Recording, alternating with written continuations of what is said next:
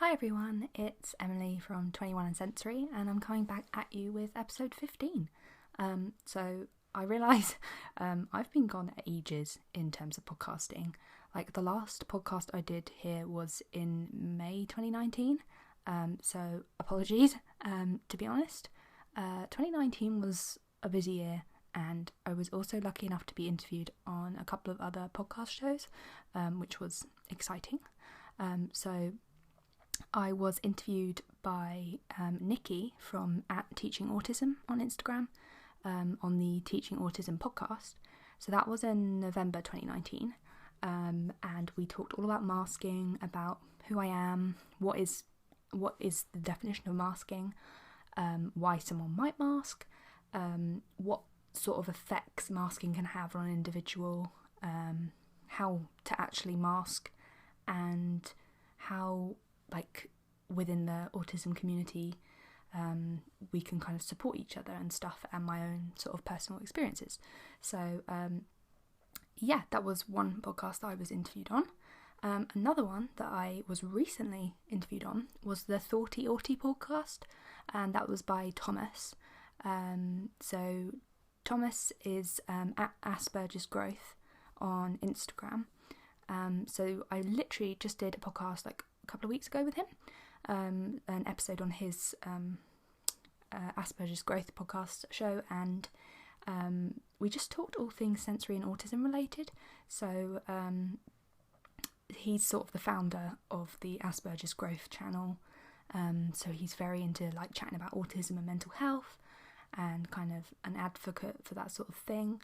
And he talked to me about my kind of sensory needs and difficulties, and the like many reasons why having SPD can make life a little more difficult to navigate. We talked about sort of the recent development of the Sunflower lanyard scheme as well, which is quite interesting, and also what sort of people can do to cope with daily life, and the ways other people can kind of make being sensory just a little bit more comfortable. So we talked about all those sorts of things, and also I talked a bit more about my blog, my Instagram page, and my Twitter. So if you want a little bit of an insight into how I run my social media and stuff like that, it's well worth having a listen to. So if you have a look at Teaching Autism, so that's Nikki, and she does loads of like stuff about like teaching kind of aids and stuff like that for people who are autistic. So go check her out on Instagram, and at Asperger's Growth, which is Thomas. I was kind of, in 2019, I mainly focused on my illustrations, I guess. So that's why I haven't really been podcasting, but I'm always up for like podcast interviews and stuff, just because making my own podcast takes a lot of time. In 2019, I mainly focused on my own illustrations. And as a result of like these, my presence on Instagram has proper like grown. I'm super thankful for that. I just had a look at my follow count. Not that, followers are, you should get hit up on followers and likes and stuff, but I almost have 5,000 followers. So I had 1,000 followers in May 2019. So that was when I last podcast. And today I have almost 5,000. So quite excited for that. So I also continue to keep my blog up to date with these illustrations as well throughout 2019. So you can have a look at my drawings on both my blog and my Instagram. I guess, what have I done since May, really? I've tried lots of like different things out, I guess. I've tried out yoga for the first time. I've actually been going to local sessions with my mum. And it's actually quite nice to kind of have a partner in crime to go with. We've been like steadily kind of going to a session like every 2 weeks on a Friday evening.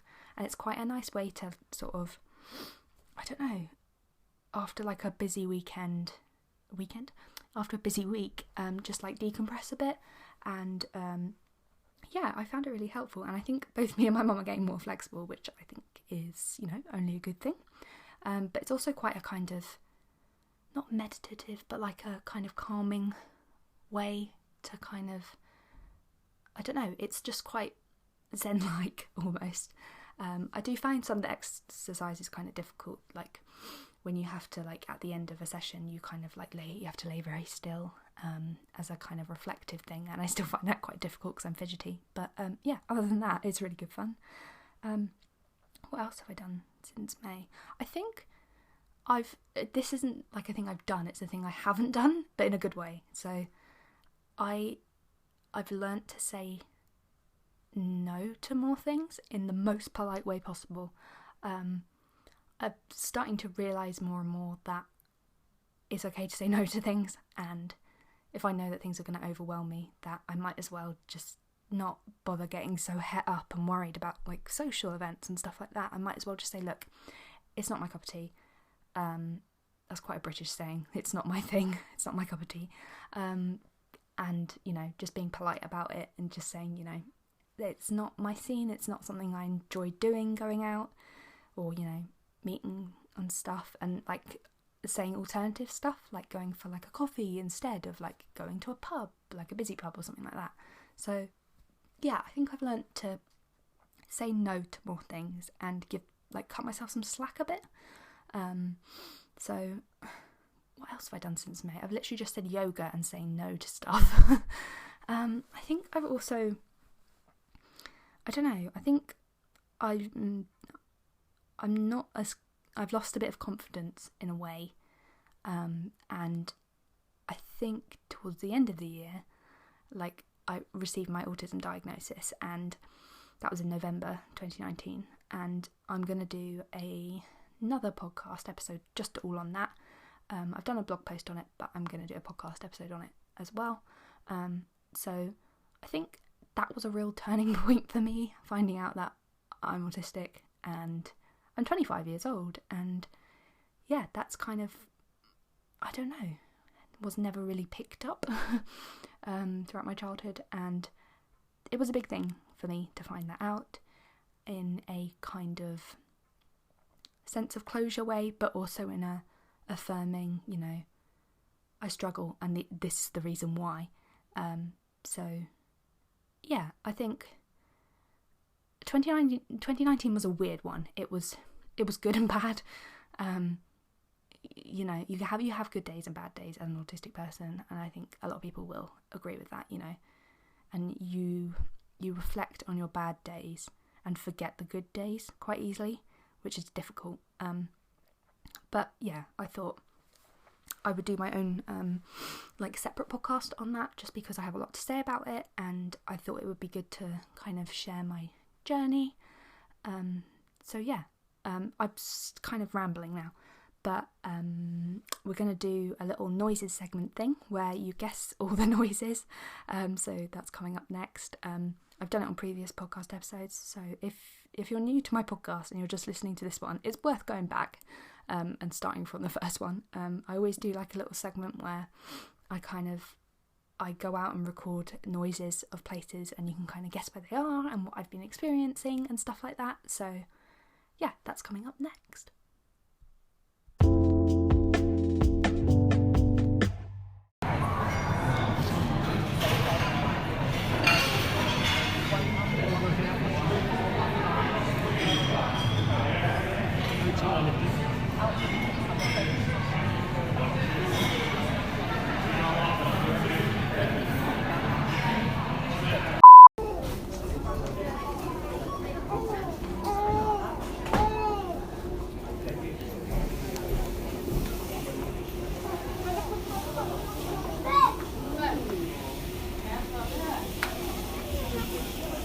Susie, come here.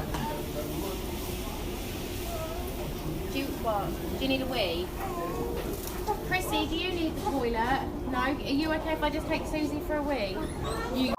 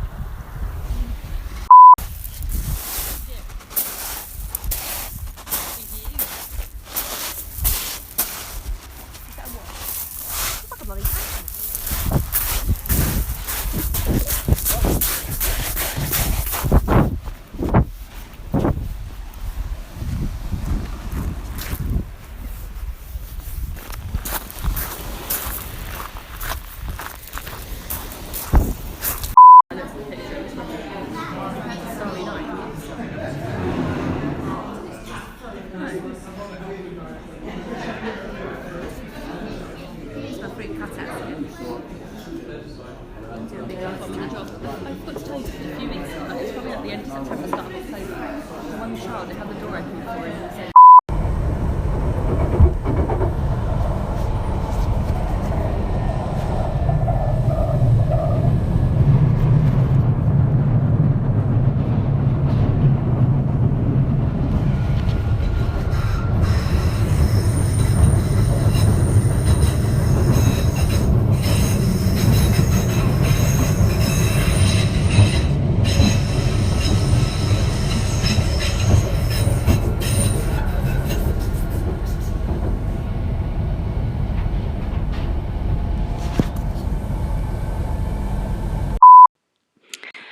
Right then, from the beginning, so the first noise that you heard was me in a restaurant. I'm pretty sure I was with a couple of my friends, and I just kind of left my phone on the table to record. So that was quite a busy one. And then the next one that you heard was me in my local hospital, actually, like in the like foyer bit, the like reception bit. And I think you heard like a baby crying in it, and like some checkouts as well, because there's like an M&S in my local hospital. So yeah, that was quite an overwhelming one. It was quite loud in there. The next couple of ones related because they were me at the seaside. So the first one was of like the sea, and you could hear a little bit of the like shingle from the beach, and then the second one was mainly just beach shingle and me like crunching on the shingle. So that was very relaxing.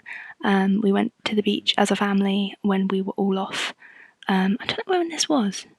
It must have been like October half term or something. Yeah. So that was nice.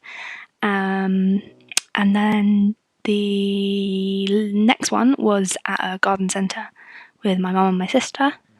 It's always really noisy at garden centres. Like, we were at the like cafe bit, and they always have like crashing plates and like noises like that, which can be a bit overwhelming. And then the very last one was on the London Underground. So that was a very, very squeaky underground train. It's definitely worth wearing noise-cancelling headphones or ear defenders if you're travelling on the London Underground, because it is squealy for some unknown reason. Yeah, so those were all the noises.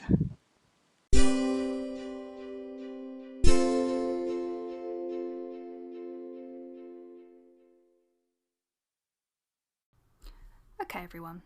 Right. Let's talk weddings. So, random, I realise. I was invited to a wedding back in, I believe it was August. Yes. So, this was a wedding of a friend at work. She'd been obviously very excited because it was her wedding. Since I'd known her for about a year beforehand, so she was kind of new at work, and I kind of got to know her over a year. And then she invited me and I think three other people from work to her wedding in the August. So her wedding was in Bath, which is in the UK. Wasn't like a ridiculous journey because I don't live too far from London, so just London to Bath basically. Yeah, so weddings, I don't like them. I never have and I never will. I don't know what it is. I do not like a special occasion. I'm putting it out there. It's not my thing.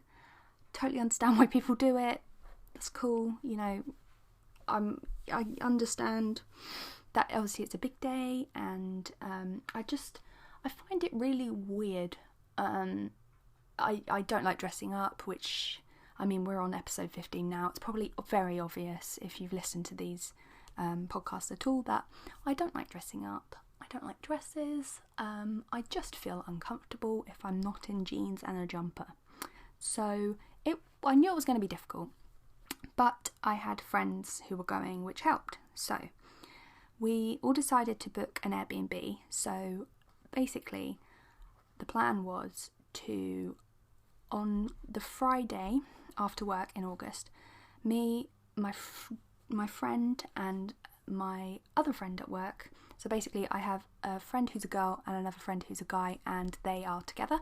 So I work with them, and then another guy that I used to work with was also invited with his partner. So basically, I was going with 2 couples, and I was ever so slightly the spare wheel.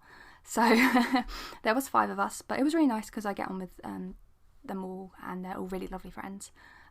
So the plan was to meet the other couple who were coming from Stevenage at the Airbnb in Bath on the Friday evening, and then we weren't invited to the actual wedding. We were invited to the reception bit afterwards. Is it called a reception? I think it's called a reception. And the like dancey bit, party bit afterwards. So we would have the whole day in Bath on the Saturday, and then about 7 o'clock-ish we were going to get an Uber to this kind of, it was like a country estate sort of place, where the whole wedding was like taking place. And then we'd have Sunday the next day to kind of chill in the morning, then go back out in Bath for like lunch or brunch. So that was the plan. So on my Instagram, if you let me have a look, if you go on underneath my profile, you'll see that I have lots of little highlights. So if you find the one that says Party Survival, you can kind of almost look at all the photos as I go through explaining how my day was. But yeah, it's under Party Survival, and it's got like a little volume icon. So I'm just going to go through it to remind me what I was doing.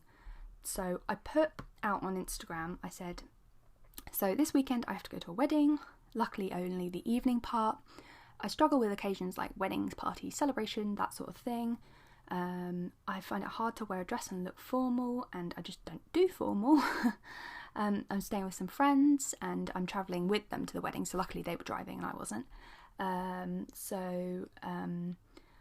I'm obviously not great at sleeping in places which aren't my own home, and I put on my Instagram highlights that I like my bedtime routine. I just like my own bed. Everyone likes their own bed.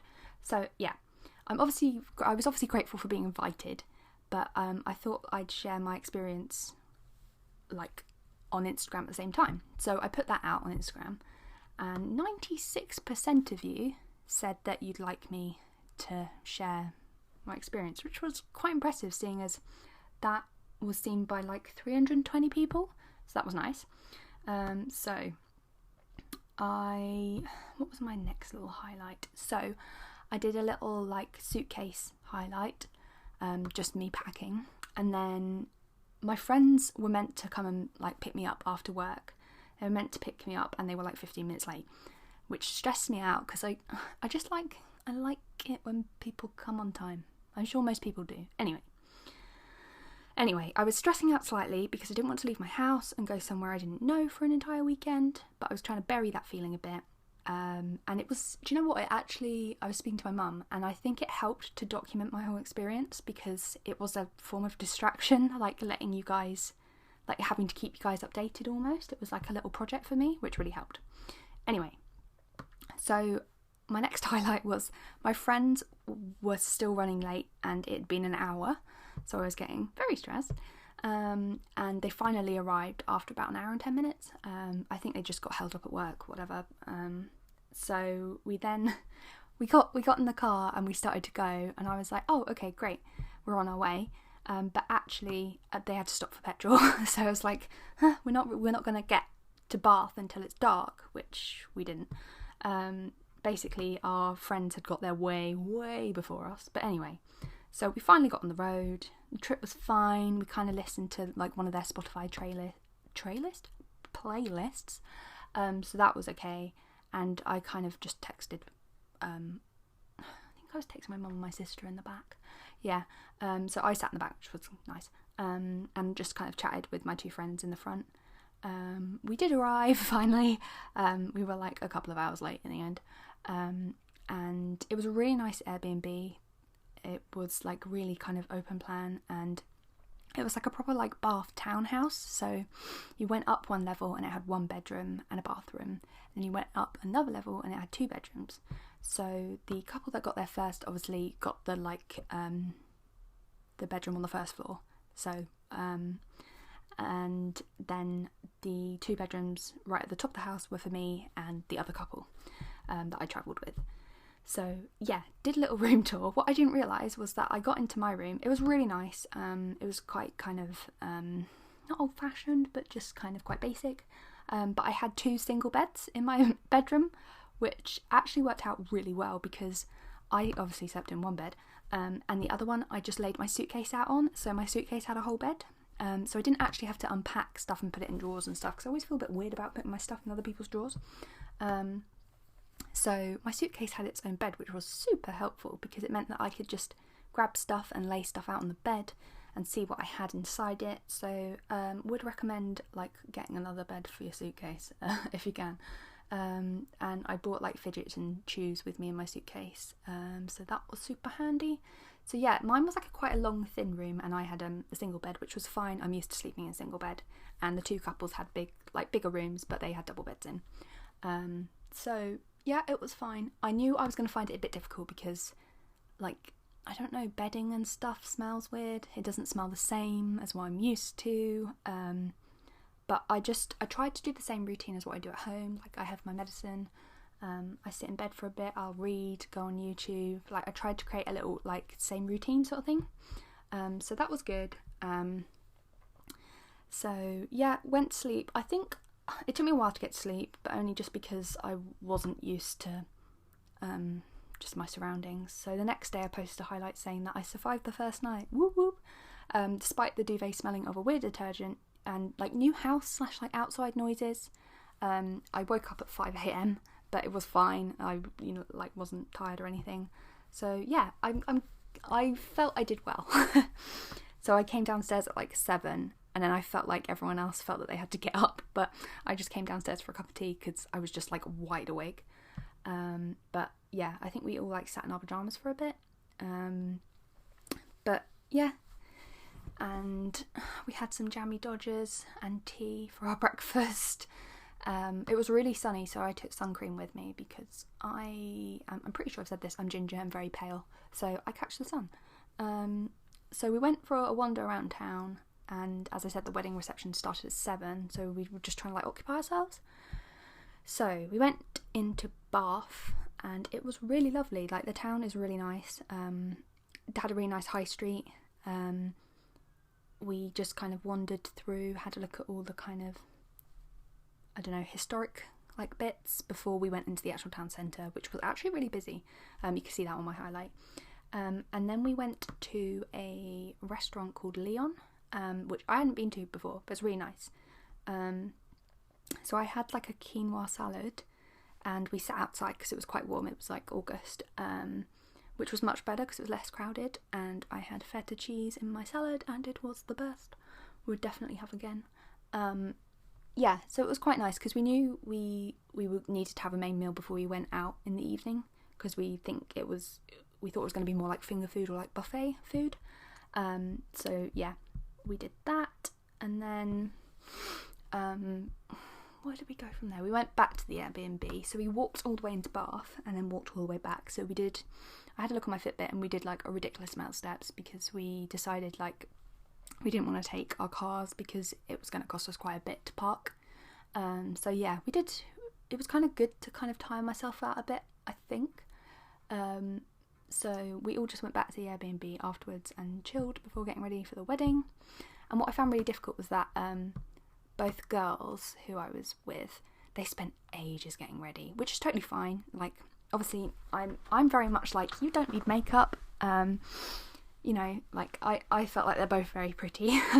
Anyway, but yeah, I got slightly attacked by them with their curling tongs, but it was okay. I managed, and I just kind of put my dress on at the very last minute because I just don't like wearing dresses. And I had heels as well, which were a total nightmare, and I wish I'd gone for flat shoes. I ended up spending the entire evening barefoot, which was fine. But yeah, they took a really long time to get ready, and they put a lot of makeup on, and I don't really wear makeup. I don't wear makeup every day. If I wear makeup, it's just mascara or it's like concealer to conceal spots. Other than that, I don't do anything. Luckily, I'm not very like, I don't have acne or anything like that, which I'm very lucky not to have, so I don't need to cover my face a lot. And I also feel like foundation and stuff can be kind of weird feeling and cakey, so I quite like to just go natural because yeah, I'm freckly, I'm ginger. I'm just natural. So yeah, they took a long time to get ready. They both looked very pretty. And we all had like kind of curled hair. Although mine, like, I have really thick hair, so it just like dropped out immediately. So I'm not really sure why they bothered. Anyway, so we got ready, and then I ordered the Uber. I'm very organised, and enjoy ordering Ubers. I like seeing like on the tracker where you can see where it is. Like, I like knowing when it's coming. Unlike Friends, when you don't know when they're coming. So yeah, we got to the wedding venue. It was really beautiful. It was like, because it was sunny, they had like this whole outdoor area with like garden party style games like Jenga, where you like build the blocks up and try and remove bricks. Don't know if it's called Jenga all around the world. And like lawn like bowls where you can like, a bit like Skittles. Yeah, loads of little like, garden party stuff. And then it had like an indoor kind of amazing like barn. So it was like on a country estate, and they'd had the wedding in the barn, and then when we got there it was being all like reconfigured. So they'd had a meal, so all their tables were being moved back, and it was kind of like the party like start of the evening bit. So we were greeted by my friend, so the bride's dad, who was really lovely and was expecting us, so that was nice. And then we all went and got a drink. I got a juice because I don't drink alcohol. Even though everyone was like, I'll get you a drink. I was like, I literally just want a soft drink. Anyway, so we all, like, obviously, I found it really difficult because my friend who was the bride was really busy because she was the bride. And I couldn't, like, I wanted to chat and be like, oh, it's your big day, like, it's really nice to see you, and like I know how much you've been looking forward to it, but obviously she was very busy.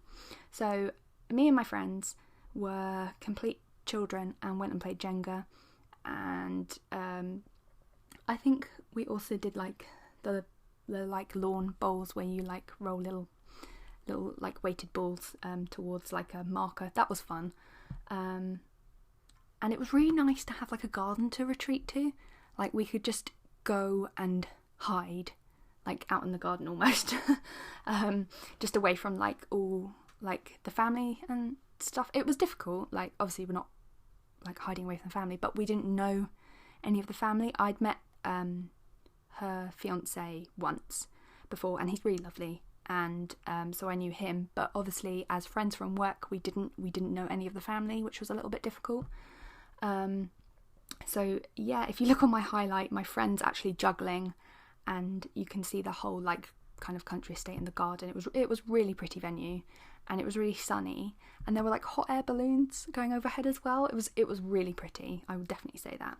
And because it was kind of August summery time, we could all sit outside. So one of my friends, he doesn't like dance, isn't comfortable dancing, which I was like, yay. So we like sat outside for a bit, but I did go inside and I did like pretend to enjoy dancing because I knew it would mean a lot to the bride to see like us all enjoying ourselves, even though like some of us didn't want to dance. Anyway, so we could kind of go in and out as we pleased, which really worked well. Yeah, and it was a really lovely like wedding venue, and it was really nice to go. So on my highlight I messaged my mum and I said, it was a lovely wedding, we spent a lot of time outside, which was good. And she said, oh good, you did it. And I just messaged back, #survived. It honestly worked out really well. So having the whole outside garden like area super helped, and it made it like easy to escape the rest of the guests and allow music, although luckily it wasn't like a crazy loud party music sort of thing. I spent a lot of time not wearing my shoes because they hurt me so much. I just couldn't walk in them. I don't even know why I bothered. So I walked around in barefoot and then washed my feet when I got back to the Airbnb. I hated wearing the dress, but I did take it off and got straight back into my pyjamas on immediate entry back to the Airbnb, so that worked really well.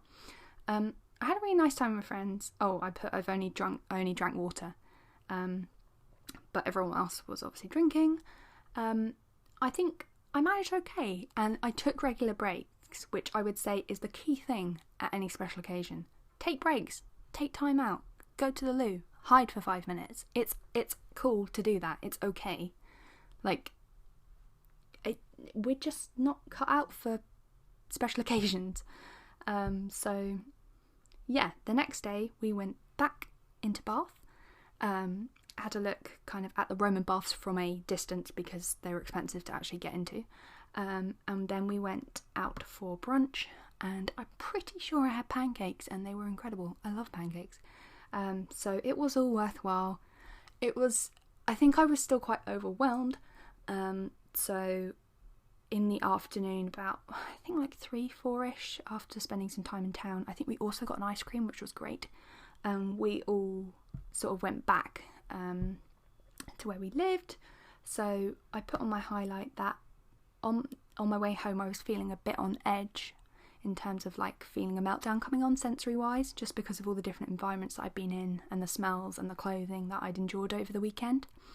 And it's kind of weird because it drains me, but it's something I know and recognise as it's just that sort of thing.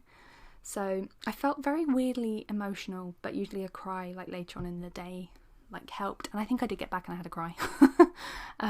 So yeah, I went to a wedding and I survived it, and I was really happy for my friend. I think I was just weirdly emotional because like I thought I'd be able to spend time with my friend and I'd be able to talk to her, but obviously it's like a really big day, a wedding, and she was busy with all her family who are like obviously really important. But I don't know, it was just a weird dynamic to be there as a work friend, I guess. But yeah, I survived and I'm glad I went. So yeah, just thought I'd tell you all about that. So I wanted to talk a little bit about masking. So I mentioned it a little bit in the intro to this podcast, but what actually is masking? So I actually did a doodle on this and it's over on my blog. So let's get to it. Masking involves trying to hide being autistic so that other people will accept us. So that is the basic definition of masking. It's also referred to as camouflaging as well. So this means that we act in ways that other people will think are sort of normal, in inverted commas, because obviously there is no normal, and to try and be accepted socially. So actually my doodle includes a few examples of like trying to mask. So kind of personally, I would say over the course of my life, I feel like I have perfected the art of masking, which isn't necessarily a good thing. I'm extremely good at withholding my feelings and emotions and bottling them up until I get home. So for example, I would cry when I had to go to primary school each morning and then speed forward a bit in time. I'd come home from secondary school each day very tearful. I even at one point used to go and cry in the SENCO's office. So SENCO stands for Special Educational Needs and something else. Basically the like special needs coordinators room at break and lunch times, because secondary school is quite literally the most overwhelming place I've ever had to cope in. But slowly through sixth form, so college and university, I began to build up a bit of a resilience to the world, and I would say although I still got overwhelmed, I can always come home and I have a bit of a sensory meltdown and a good cry and then move on with things. So actually today at work, one of my friends left, so she's moving on to another job. She's not moving house, but she's moving jobs. So I came home, well actually on the way home in my car I was crying, and when I came into my parents I was still crying. So yeah, things hit us harder as autistic and sensory people, you know. It's in the word sensory really. We are sensitive souls. We are always going to be, you know, our senses are heightened, our feelings are heightened. So yeah, in a nutshell, I think socialising will always be hard for me, and I think I'll probably always cope with the world a bit like this, but actually I think that's okay. I have to sort of actively remind myself that normal, in inverted commas, isn't real, and I think also you should too. Because masking is an autistic and a sensory way of coping with the everyday and just trying to get by. And I actually think that's really brave. Just to like go out in the world and just exist is a huge thing. Okay, so I want to talk about the Royal College of Arts. So in August 2019, I went to the Royal College of Arts in London to help the very lovely Becky from At Sensory Spectacle. You can look her up on Instagram, and you can also, she has a really comprehensive website as well, which I recommend checking out. She's got loads of like resources and stuff like that. So she just, her main kind of, her philosophy almost, or vision, is to educate about sensory processing disorder through sort of immersive learning. So she does a lot of workshops and stuff like that. At Sensory Spectacle. So yeah, she contacted me and she asked me if I would help document my sensory experience within the Royal College of Arts in order to help her create a sensory map for visitors. So basically, the Royal College of Arts had contacted her and said, can you make a sensory map for our visitors so that they know what to expect when they come into our galleries? Which I think is a really a good thing in terms of sensory, like, processing awareness and autism awareness. So I went with my sister because she actually lives in London, and her awareness of London and the underground is much better than mine. And as you heard earlier in the noises segment, the underground is very squealy and disorientating. So yeah, I found it very helpful that she came. So I documented my trip on YouTube and also over on my Instagram, so you can see it on my highlights under the London trip sort of highlights. So I'll just run you kind of through my day. So it was a sensory mission for me. Basically, a sensory being coping with travelling and walking around a city, but also going into a gallery, which is overwhelming, you know, generally, and kind of documenting each gallery area and stuff like that. So if I start from the start of my day, I was overwhelmed at the idea of just going into London, so I deliberately had a quiet day like the day before. But I know it's good to challenge myself because I've been to London like a few times, and actually not a few times, loads of times. And I know what to expect, and I know it's going to be a sensory nightmare, but I know I'll manage. So yeah, I packed a little kind of handbag for the day with fidgets and stuff in, because, you know, sensory being. And then headed into London with my sister and managed on the underground despite the squealiness. Although I still find escalators so weird. I am the worst with escalators because it's a moving staircase, people. Like, I get the concept that obviously it moves people quicker, but timing is an issue with, you know, moving stairs. And also stepping off them, because you're going at a different speed to when you get, you know, like from stepping off to going on the floor, you like slow down. Anyway, I'm an awkward being. Anyway, so yeah, managed and stood on the right. Is it the right side? The left? The right side of the escalator? Yeah, it's a London thing. I don't know. So yeah, we made it to Royal College of Arts.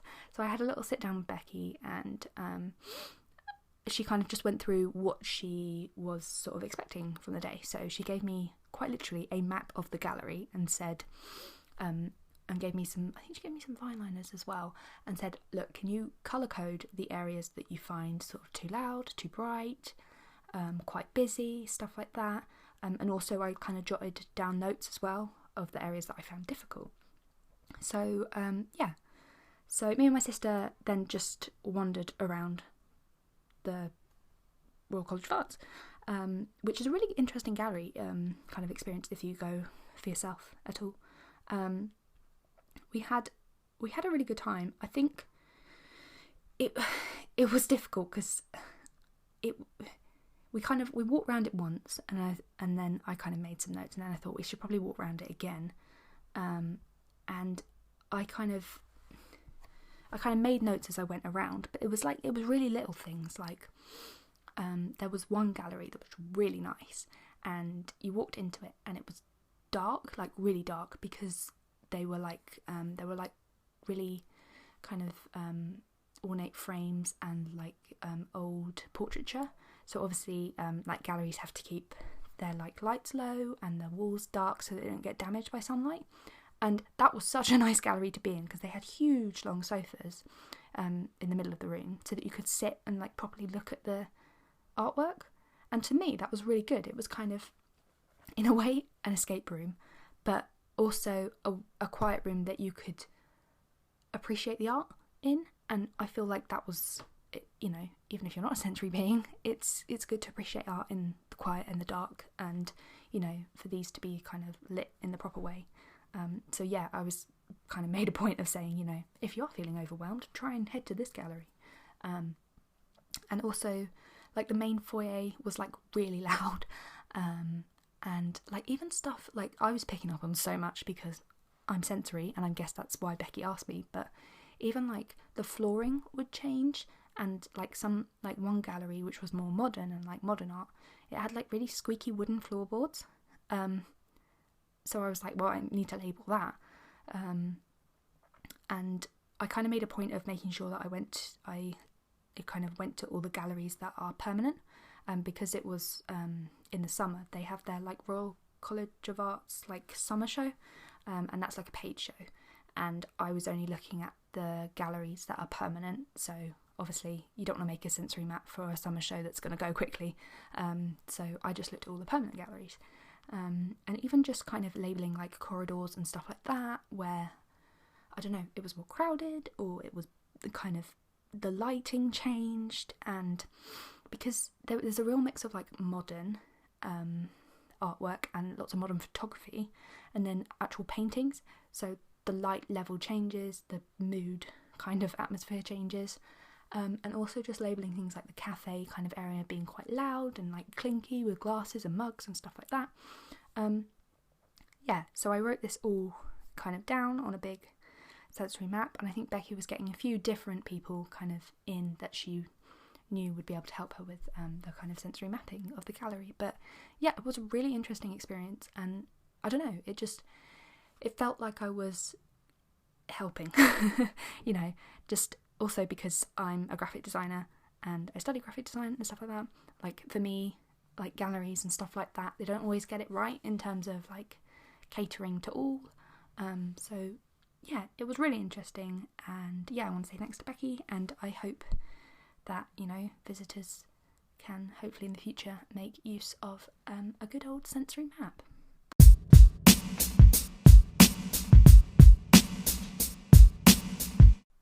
I want to have a really quick chat about labels, and when I say labels, I don't mean, I don't know, labelling people, I mean labels in clothes. So they've always been a problem for me, so like clothes tags, labels inside clothes, whatever you call them. They've always been a problem for me, and I'm sure many of you out there too. The struggle to find clothes without like super annoying tags or labels, and that are made of non-itchy / bearable fabric, is such a pain. Like, obviously I understand why tags and labels are inside clothes, like I get that, like you need to know like how to like size stuff and know how to wash it and the manufacturer information and all that, but I don't understand why they aren't easily removable. And I know some brands are like, they're easily removable, but actually they never really like tear off properly, and they never really like cut off properly, I don't think. So yeah, I either suffer with a tag in a t-shirt or the back of my jeans, or I cut them out and still suffer with the scratchy bits of the tag that is left behind. So I think, let's be honest, we've all accidentally made holes in t-shirts trying to remove annoying tags. So I do actually have some good go-to brands when it comes to label-free clothing. So recently I found some clothes in Uniqlo, such as t-shirts and jeans without tags tags at the back of them. So they just have like almost like a printed kind of on the fabric, which is a miracle, and yes, I got excited. But does anyone else know of any reasonably priced clothing brands that come without tags? Please let me know via social media, that would be great. My mum was also telling me about M&S in the UK, so Marks and Spencer's, who have an adaptive clothing range for children, which is annoying because it's only up to age 16, but for children with disabilities, which I think is really great, and it's also been expanded since it launched. So there are actually around 1.5 million children in the UK who have a sensory or physical disability, and so I think it's a really great step in the right directions, and hopefully teens and adults next, maybe M&S, Marks and Spencer's, do you want to collab? There's the dream. Anyway, it's hard to sort of explain, But if you are a sensory being, like me, a simple tag can really overwhelm you. So for neurotypical people, I'm going to put it like this. Imagine having something that irritates you and affects your mood throughout the day. A tag and a label is such a small thing, but they cause me such huge meltdowns because I cannot function with it touching and like hurting me physically. So yeah, this overwhelm also applies to uncomfy clothes, aka special occasion clothes. I do not feel naturally comfortable in a dress or a skirt or tights or a fancy top, etc. But I am able to wear these when I have to and the occasion is fancy. Anyway, I will, however, immediately put on a jumper and jeans on arrival home, which you probably heard when I was talking about having to go to a wedding earlier in 2019. So yeah, that's just a little chat about why I find tags, labels, the Bibles that come inside, t-shirts and stuff like that, when there's just loads of information on them. Like, they are painful to us sensory beings. So, yeah, less labels would be a better thing.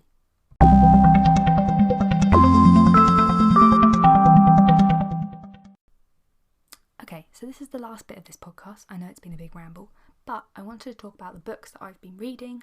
So, books of 2019, everybody. So, these are obviously sensory / autistic related books, just because I want to kind of spread awareness of these, and I've read them and they're really good. None of these have been gifted or sponsored or anything else like that. I've bought them off Amazon because, I'm not that famous yet, everybody. People aren't sending me, fancy books. Anyway, so the first book I read was The Electricity of Every Living Thing, One Woman's Walk with Asperger's by Katherine May. So just a little bit about this book. In August 2015, Katherine May set out to walk the 630-mile southwest coast path in the UK. She wanted to understand why she had stopped coping with everyday life, why motherhood had been so overwhelming and isolating, and why the world felt full of inundation and expectations she couldn't meet. She setting her feet down on the rugged and difficult path by the sea, she felt that the answers began to unfold. A chance encounter with a voice on the radio that sparks a realisation that she has Asperger's syndrome is kind of what this book is centred around. So, yeah, the book tells the story of the year in which Katherine comes to terms with her diagnosis. It leads to a re-evaluation of her life so far, a kinder one which finally allows her to be different rather than simply awkward, arrogant or unfeeling. The physical and psychological journeys become inextricably entwined, and as Katherine finds her way across the untamable coast, she also finds the way to herself. So Katherine is kind of, I think she works as a kind of freelance writer, so she does lots of kind of like writes for like newspapers and things like that. And yeah, this chance encounter with a voice on the radio sparked this entire realisation that she had Asperger's syndrome, and that's why she kind of went for a late diagnosis in her life, and yeah, was told that she had Asperger's. And I don't know, it was a really interesting read. It was obviously quite personal, and you really got a sense that she did really begin to understand herself more the further she walked, and the more kind of physical aspect of walking, and the tiredness, and all these different kind of things played into the fact that sometimes if you just get out in the world and just she walked by herself, and sometimes with friends, that she really had her thoughts to herself and she could really kind of process things. And yeah, I think it taught me that also I don't know, that it's good to get outside, and it just for her, walking that southwest coast path was something she felt she needed to do, and she felt would help her understand herself, and she was right. Yeah, I really recommend this book. Available on Amazon, UK, US, etc. But yeah, also it's worth Googling Katherine May. I think she's written other books as well.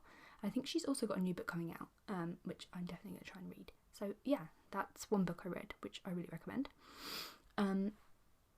I've started reading The Highly Sensitive Person by Elaine N. Aron.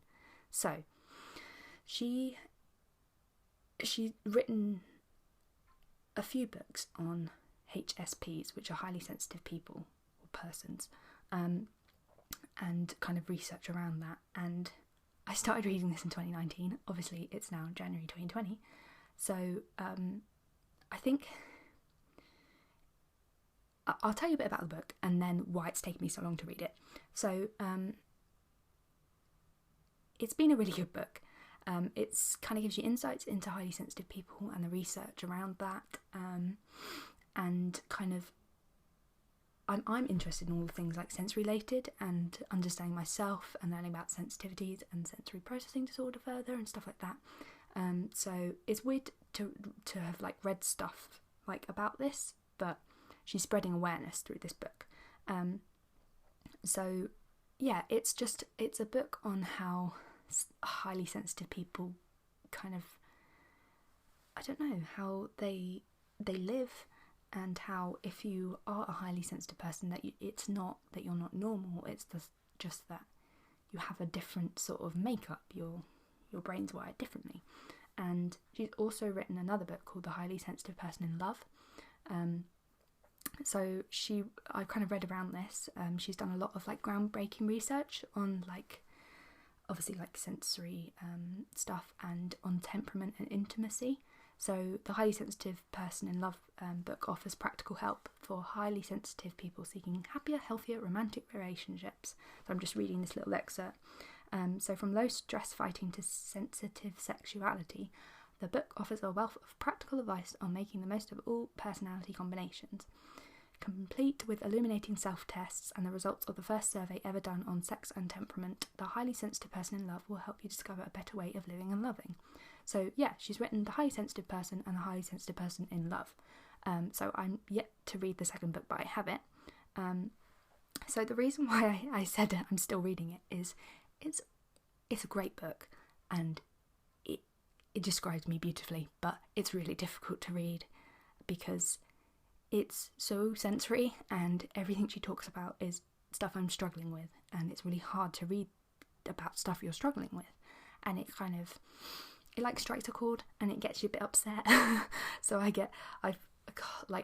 especially last year, I'd like run to my mum and be like, oh my god, read this paragraph in this book because it's me, and she'll be like, oh my god, it's you. But I have to read bits of it in between reading like other books, because it's really hard to just read about something that you struggle with. And because I'm a sensory being, I obviously feel things quite hard, and it's a hard-hitting book because it's like, these are the things you struggle with, but obviously there's like self-tests and stuff like that in it, and it is really good.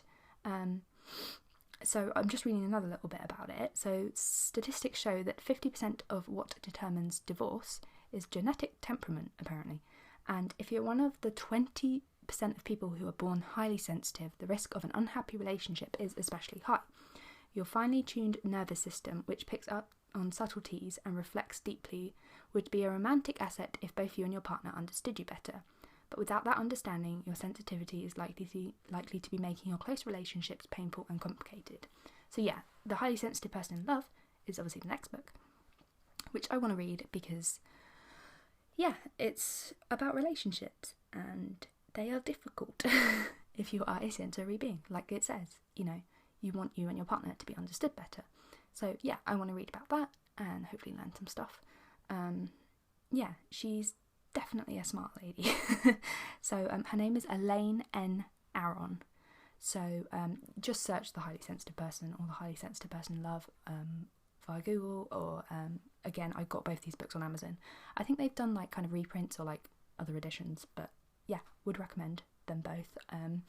Obviously I'll try and do like a full review on my blog when I properly read them, but I think it's helped the first book that I'm reading, it's kind of helped me to understand that I wouldn't be me if I didn't have my sensoriness, and I'm trying to think more about it being a superpower I have rather than a drawback.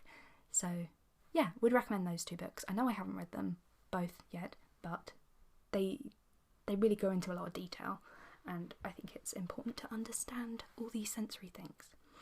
Okay, and then the last book that I read is called Camouflage, The Hidden Lives of Autistic Women by Sarah Bargilea, sorry if I said that wrong, who's the author, and Sophie Standing, who's the illustrator.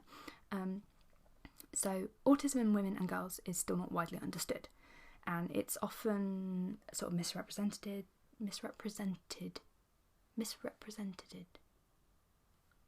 hang on, often misrepresented, there we go, or even overlooked.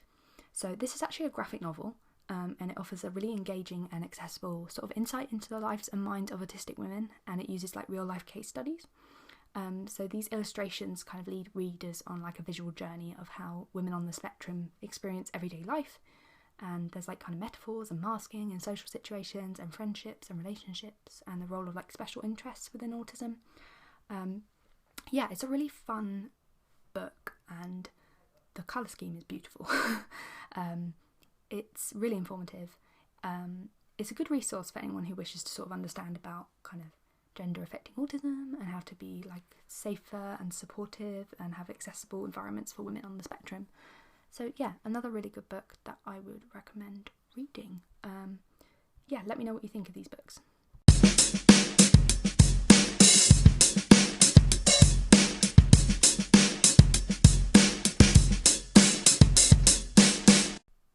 Okay, everybody, that was episode 15, a huge 2019 roundup. Thank you very much for listening. If you got this far, I am amazed, because we're like, I just had a look at how long it is, and it's like an hour. So I knew it would be a bumper episode, because obviously I haven't done one since May. But yeah, I'm gonna try and get more on it. And I know I said that in May, and I didn't. But as you've heard throughout my podcast, 2019 was a weird one. It was full of highs and lows. I'm sure it was for everyone. But yeah, found out I was autistic at the age of 25. Who'd have thought it? Well, I kind of thought it, but I meant who'd have thought I would find out at 25. Yeah, so hope you enjoy my podcast. So episode 16 is going to be an autism edition of kind of my journey from babyhood, childhood, right the way through to diagnosis. So stay tuned for that. I'm hoping it's going to come out February, March. So yeah, I promise I'll be more on it. Don't hate me. Yeah, hope your new year, I know it's the end of January, hope your new year had kind of gotten off to a good start. And I saw a great Instagram post today that said, guys, January was just the free trial that we can skip that, we're just going to go on to February as the start of the year. It's all good. So if your January hasn't been fab, we got February, guys. It's okay. You just got to keep going. You got to hang in there. Life is tough. It's really tough. I'm getting all deep now. What? But yeah, you are coping, and you are surviving, and you are living every day, and that is something to be massively proud of, because the world is flipping difficult. So yeah, guys, thanks for listening.